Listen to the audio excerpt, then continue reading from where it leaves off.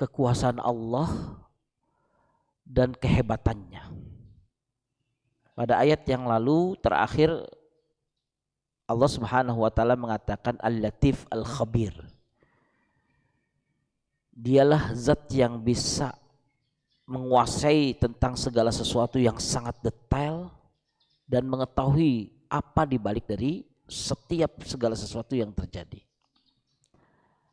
Nah, sekarang kita diajak untuk melihat kepada sesuatu yang tampak di depan kita datar.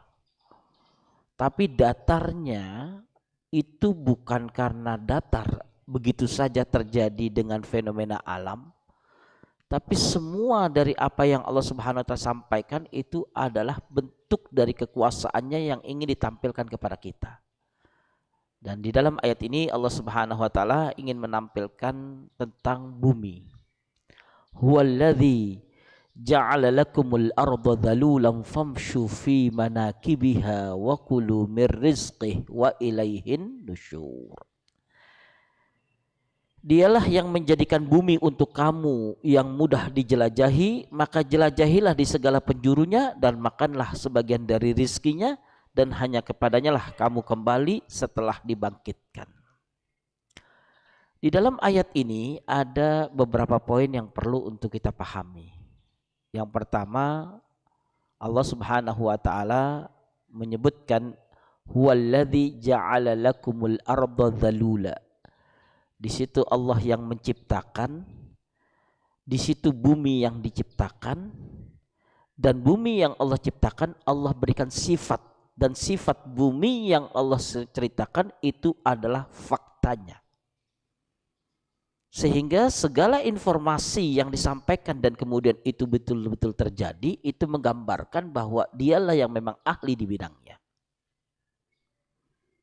Kalau ada seorang dokter melihat pasien, kemudian dia mengatakan bahwa ini indikasinya diabetes. Seandainya pola makannya salah, kemungkinan besar akan berpengaruh atau berimplikasi seperti ini. Maka kemudian terjadi salah makan contohnya. Maka biasanya kadang-kadang terjadi. Tapi itu bisa juga meleset, bisa juga terjadi. Karena itu pendekatannya ilmiah berdasarkan dengan penelitian, observasi dan kemudian menentukan. Artinya bahwa bisa saja yang sangat diyakini itu belum tentu terjadi. Bahwa ternyata tidak terjadi, bisa.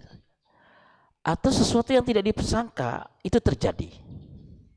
Tapi ketika Allah mengatakan ja'ala lakumul arda dhalulan, maka tidak ada satupun bumi alladzi la yadhillu, di mana bumi itu tidak tunduk atau tidak menjadi sesuatu yang mudah dijelajahi.